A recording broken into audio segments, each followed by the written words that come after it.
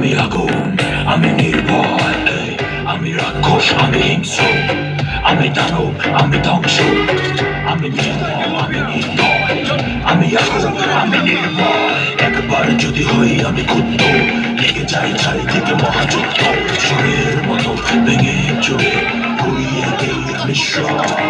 যেখানে আমি সেখানেই চলবে তান্ডব, যেখানে আমি সেখানেই তান্ডব।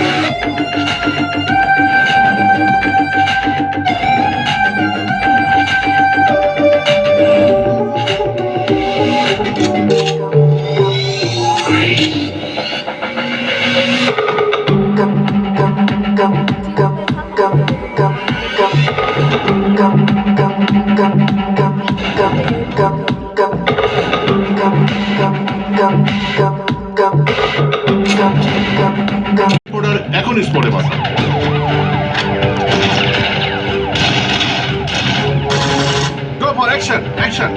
দর্শক মন্ডলী, ইতিমধ্যে আপনারা জানতে পেরেছেন এই চ্যানেল বাংলায় কিছুক্ষণ আগে হনুমানের মতো মাস্ক পরা কিছু লোক আক্রমণ করেছে। হ্যালো হ্যালো হ্যালো, সবার মোবাইলগুলো এই ব্যাগে দয়া করে দিয়ে দেবেন। দর্শক, আমরা জানতে পারলাম একটি অস্ত্রসজ্জিত দল চ্যানেল বাংলার ভেতর প্রবেশ করেছে। তারা চ্যানেল বাংলার কর্মকর্তা কর্মচারী সহ সকলকে জিম্মি করে রেখেছে। এবং ভেতরের সর্বশেষ পরিস্থিতি কি ঘটছে? লাইভে বিদ্যুৎ ও জ্বালানি মন্ত্রীকে গুলি করা হয়েছে এবং অপহরণকারী চ্যানেলে লাইভে প্রকাশ্যে নিজের চেহারা প্রকাশ করেন এবং তাণ্ডবের হুমকি দেন।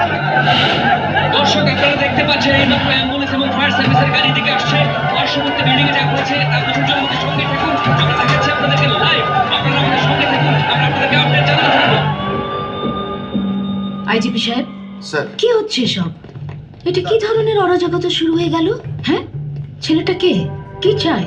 Sir, post ready, we are working on it. Working on it বললেই তো হবে না, আপনাকে বুঝতে হবে পুরোটা দেশ নড়ে গেছে, প্রত্যেকটা মানুষ আতঙ্কিত, সবগুলি চ্যানেল সরব হয়ে গেছে।